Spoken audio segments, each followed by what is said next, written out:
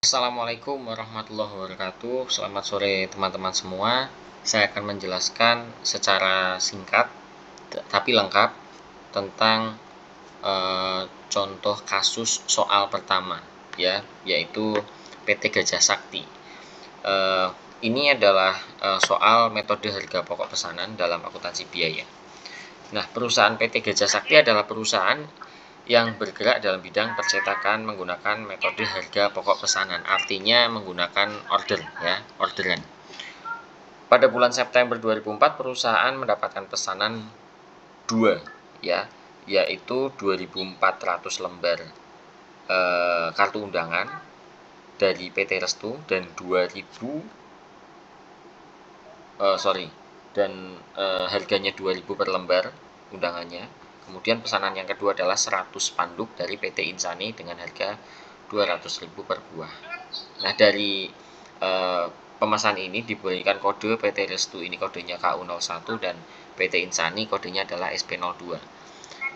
Berikut kegiatan dan data produksinya. Pada tanggal 4 September 2004 dilakukan pembelian bahan baku dengan cara kredit. Bahan baku yang pertama yaitu undangan. Kertas undangannya 1.350. Kemudian kain putih. Kain putih bahan baku yang kedua 600 meter dengan harga 4.125.000. Adapun bahan penolong 2 yaitu X1 dan X2 yang masing-masing adalah 300.000 dan 170.000. Kemudian data kegiatan yang kedua, dalam pemakaian bahan baku dan bahan penolong untuk memproses pesanan KU01 dan SP02 diperoleh informasi sebagai berikut. Bahan baku kertas ya ini untuk undangan, kertas untuk undangan dengan bahan baku penolong X2, berarti ini untuk KU01 ya, pesanannya undangan. Nah, yang SP02 pesanannya tadi spanduk ya. Spanduk ini berarti bahan bakunya kain dan bahan penolongnya X1. Kita sederhanakan dulu bahan penolongnya, tidak usah disebutkan secara spesifik.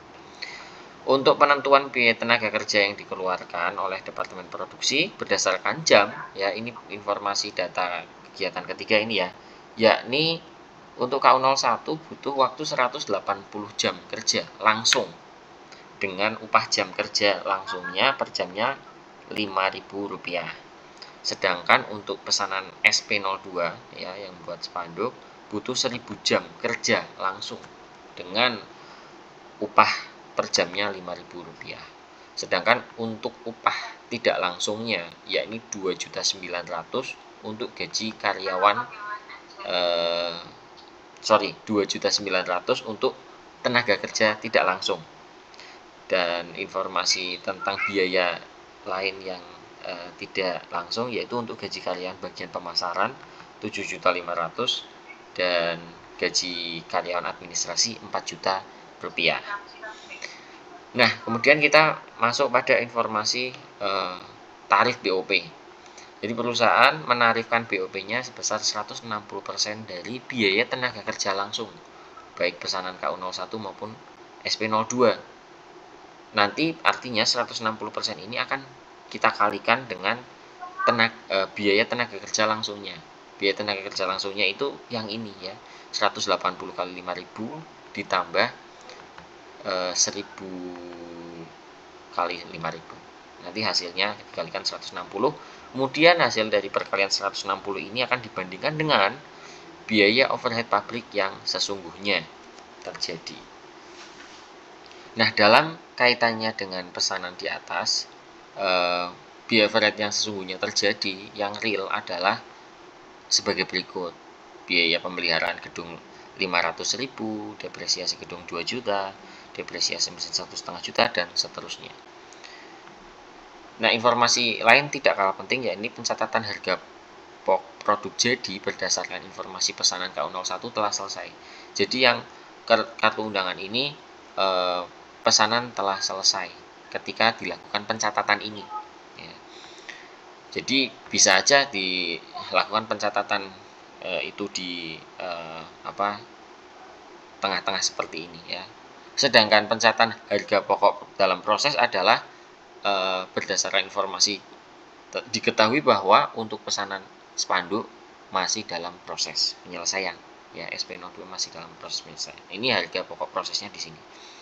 Kemudian pencatatan harga pokok produk yang dijual untuk pesanan KU01 sudah diserahkan ke pemesan. Jadi sudah didistribusikan ke pembeli, ya, pemesan, ya, klien, konsumen, apapun istilahnya. Dan dari konsumen tersebut, perusahaan akan memperoleh bayaran dengan cara kredit, dengan cara mencicil.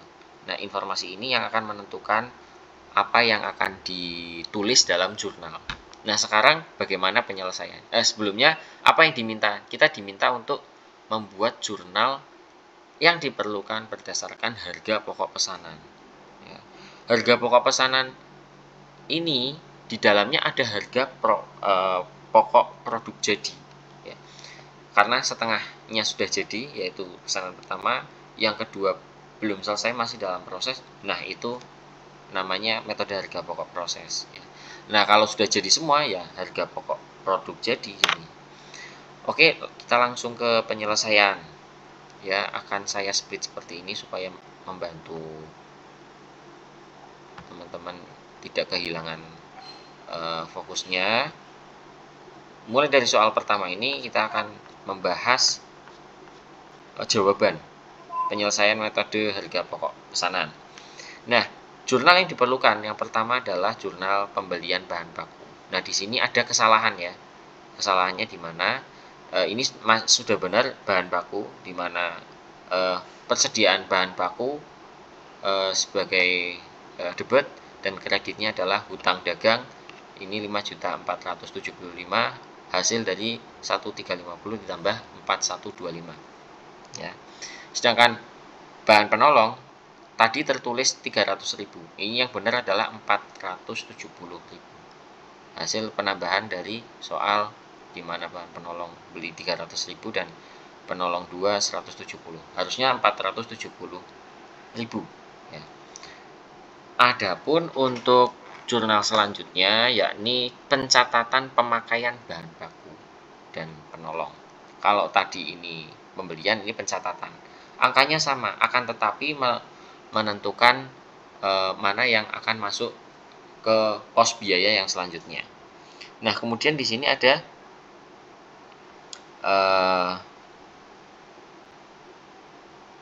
biaya bahan baku langsung, ya.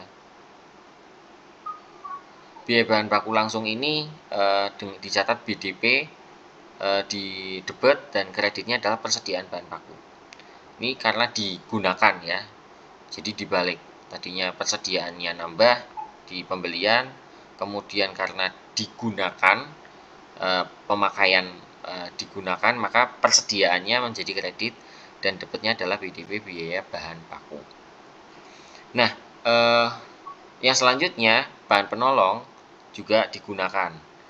Bahan penolong ini masuk ke pos biaya overhead pabrik yang sesungguhnya, ya, karena BOP itu pengertiannya kan biaya selain bahan baku langsung dan tenaga kerja langsung. Nah, ini bahan baku tidak langsung, bahan penolong itu, ya, sehingga masuk ke BOP yang sesungguhnya. Lanjut ke pencatatan biaya tenaga kerja. Nah, biaya tenaga kerja kita cek kembali soal.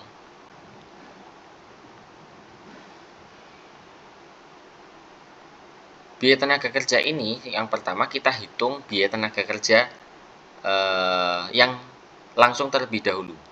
Biaya tenaga kerja langsung itu kita peroleh dari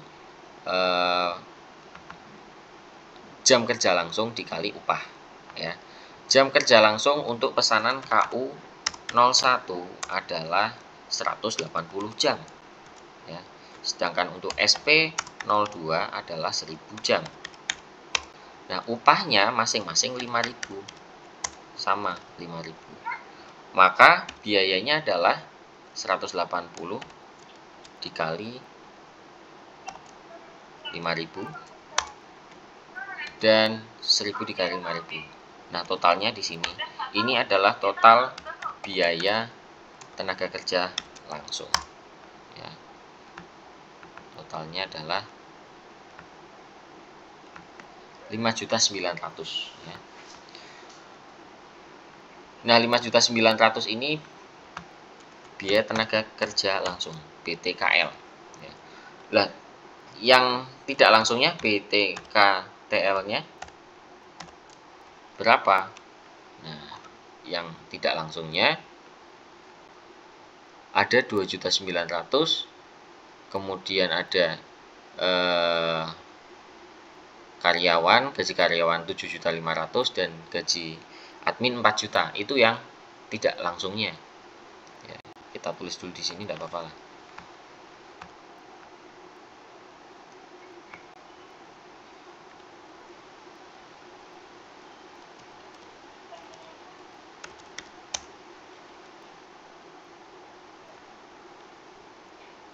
Pemasaran admin.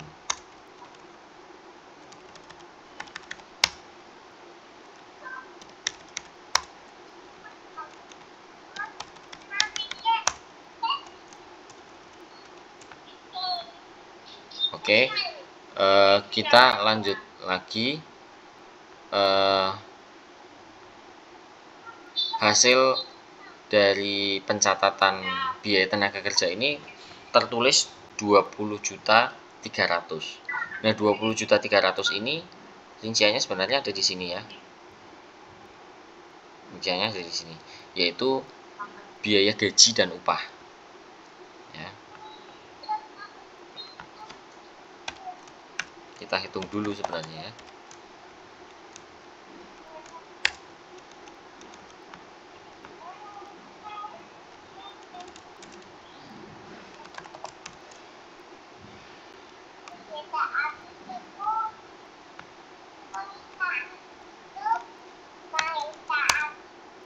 Ini adalah gaji dan upah. Nah, jadi yang kita tuliskan tadi hasil penjumlahan biaya tenaga kerja langsung dan biaya tenaga kerja tidak langsung serta admin dan pemasaran. Ini totalnya 20.300.000. Kita tuliskan rinciannya di sini ya. Dimana pada pencatatan biaya tenaga kerja yang terutang, karena kita bayarnya kredit ya, maka biaya tenaga kerja terutang ya. Kemudian pencatatan distribusi biaya tenaga kerja, jadi biayanya dibayarkan ya, maka gaji dan upah di sisi kredit, sedangkan rincian dari biaya tersebut di sisi debit ya, ibaratnya dibayarkan ke tenaga kerjanya. Nah, bagaimana cara pembayarannya? Cara pembayarannya dengan utang, sehingga perusahaan akan membayarkan pada saat pesanan sudah selesai. Ini pesanan pencatatan sudah selesai. Jika pesanan sudah selesai, maka perusahaan akan mengambil kas, maka akan mengurangi kas 20.300.000 untuk melunasi utang gaji ya. Utang gaji dan upah 20.300.000. Jadi utangnya berkurang, utangnya perusahaannya lunas. Kemudian masuk ke jurnal yang keempat. Nah, jurnal keempat ini adalah jurnal pencatatan BOP. Nah, jurnal pencatatan BOP perlu kita ingat poin-poin BOP yang di atas. Ini soal ya, di sini soal. Ingat bahwa tarif BOP perusahaan menentukan 160% dari biaya tenaga kerja langsung. Nah, kita tulis dulu ya. Kita ke sini. Tarif 160% dari tenaga kerja langsung, BTKL. BTKL-nya sudah ada tadi ya. Ya, ini kita ambil aja.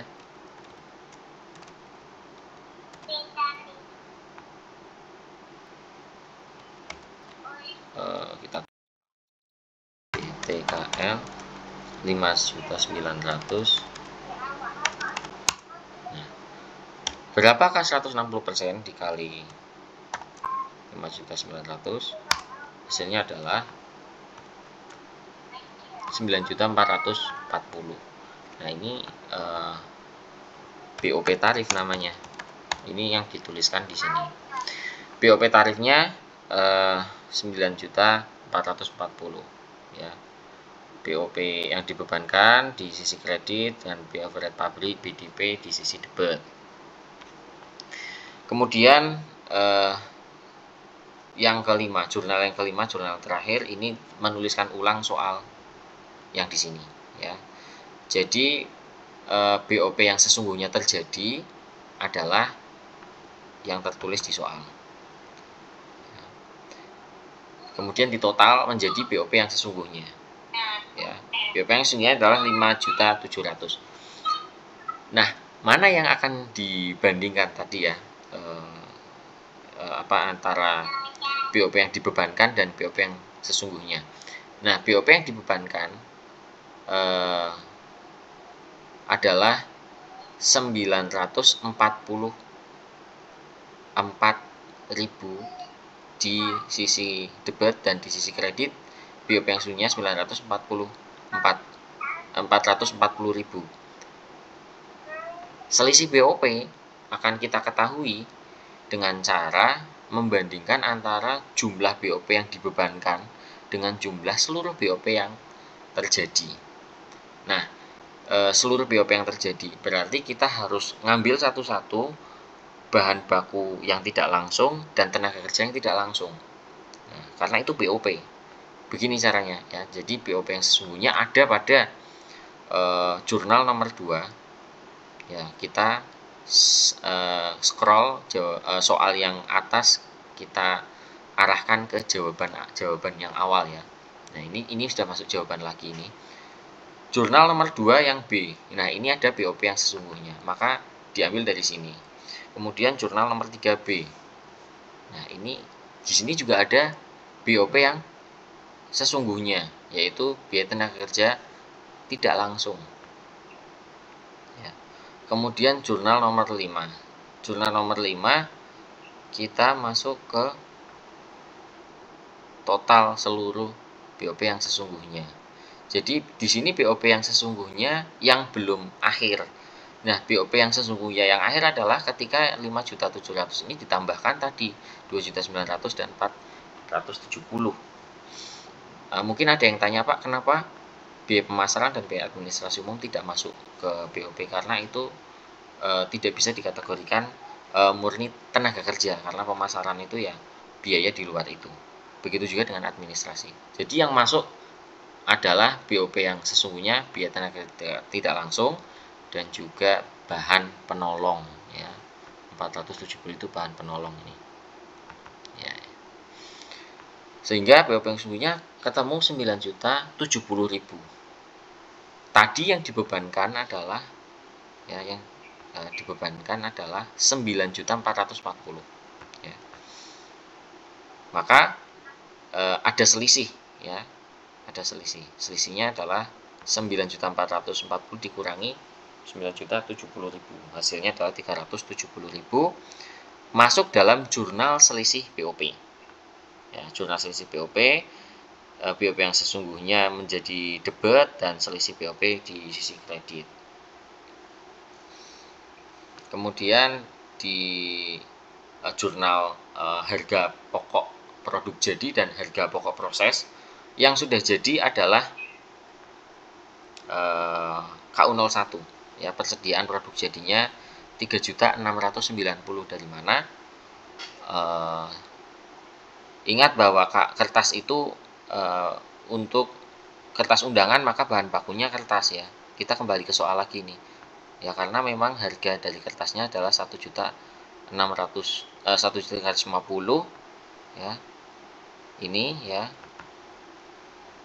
Diambil di sini bahan baku di sisi debit, di sisi kredit.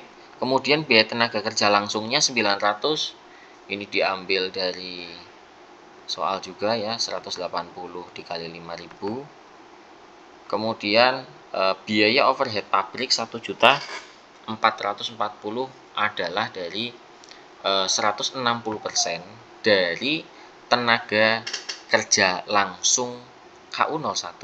Nah, tenaga kerja langsung KU01 adalah 900 ya. Kita hitung di sini ya. Biaya tenaga kerja langsung KU01 itu 900.000 dikali 160%, ya, maka hasilnya adalah 1.440.000. Ini harga pokok produk jadi karena sudah jadi, ya.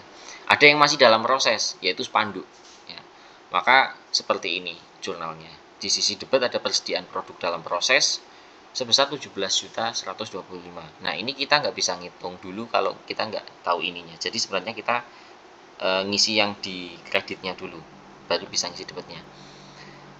4.125.000 ini adalah bahan baku kain putih. Kemudian tenaga kerja langsung 5 juta ini berasal dari 1.000 jam dikali Rp5.000, ya. Nah, sama dengan BOP yang di sini juga 160% dikali biaya tenaga kerja langsung. Tenaga kerja langsungnya 5 juta, ya. Jadi dihitung aja 5 juta dikali 160%, maka hasilnya adalah 8 juta. Oke. Nah, untuk pencatatan harga pokok produk yang dijual, ya yang sudah jadi, ya. Yang sudah jadi adalah KU01 senilai 3.690.000, jadi HPP. Kemudian mengkredit persediaan produk jadinya. Jadi produk jadinya udah didistribusikan, ya, senilai 3.690.000. Kemudian piutang dagang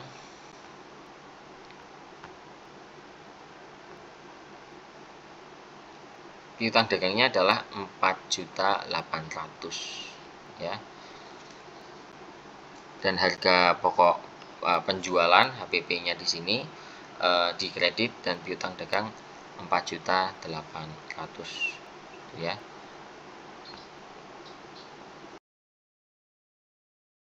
Oke, di sini ada kesalahan lagi, yakni piutang dagangnya harusnya 3.690.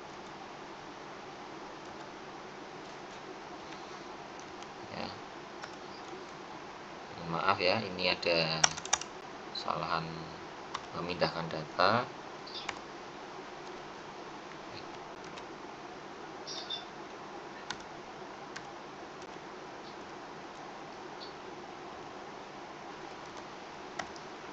Ya, baik, jadi sudah selesai untuk soal 1. Seluruh jurnal yang diperlukan sudah kita buat.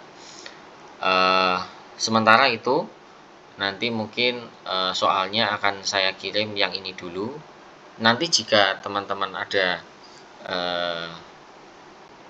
waktu, jika memungkinkan akan saya tambah lagi soalnya, ya. Saya beri waktu nanti untuk belajar ini dulu, kemudian besok saya akan kirimkan soalnya, ya. Saya beri waktu sehari untuk mengerjakan, ya.